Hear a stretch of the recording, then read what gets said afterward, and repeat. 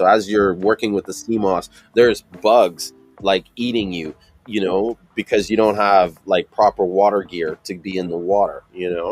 It's crazy.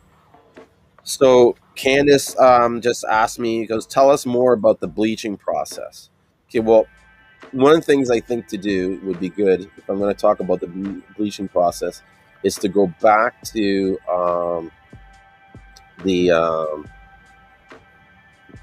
the document that I showed earlier.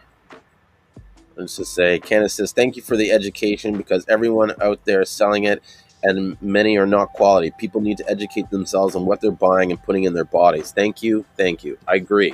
This is part of the reason why I'm doing it is to make sure that people understand that, you know what I mean? Not all sea moss is real, but not all sea moss is of the same quality or the same, is taken with the same care and love. I know sea moss from St. Lucia is just full of love.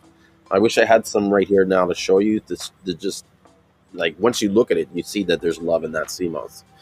But I'm going to share my screen now with that document that I had earlier. Actually, did I close it? No. Let me just see here. I think I did close it.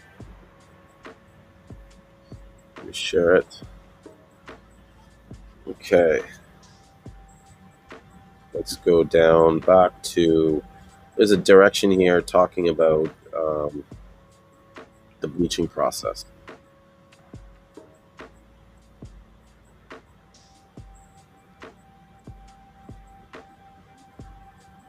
Okay. So here is the process for cleaning. The first stage of processing is cleaning. The plants should be cleaned as much as possible in seawater while they are still alive. Once the plants have been dried, any mud or silt is much more difficult to remove without soaking the plants again. If the plants are washed after they've been dried, most of the nutrients will be washed out and lost. Drying and bleaching are done in the sun. Farmers in St. Lucia begin the process by laying the fresh plants in clear plastic bags and leaving them in the sun for a day. See Figure 4. That's Figure 4. So this right here is, the sea moss drying out.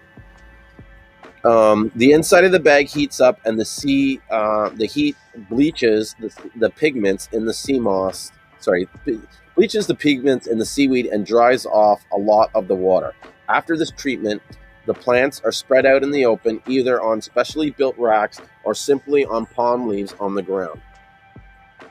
And so here they are harvesting it on the racks here. It's very important to protect the plants from rain while they are drying, either by moving them to shelter or covering them with a tarpaulin. This is particularly important with euchinima, which turns to porridge if it is rained on and can't be used again. As the plants dry, salt crystals form on the outside and must be removed by shaking. Any other impurities also must be removed at this stage. The seaweed is now ready for sale. And so if you notice in there, they talk about the salt crystals on the outside and how it's naturally forming.